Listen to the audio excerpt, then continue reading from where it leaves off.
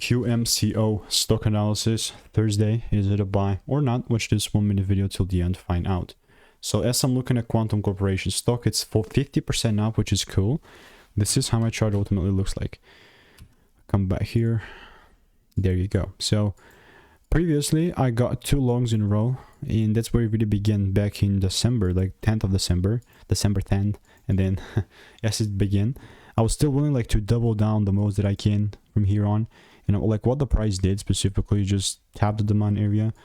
And honestly, now we have this demand zone here, and then that got the move removed here.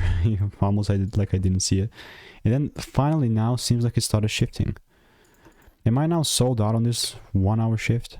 Not so much, because it must give me like the pullback rule must be met in order for me to continue to move.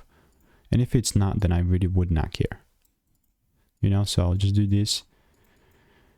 I'm very open to this bullish idea, but I'm also like super aware of my rules being met or not, you know, because if they're not met, then I have no business doing anything here, you know. So I'm definitely going to keep you updated.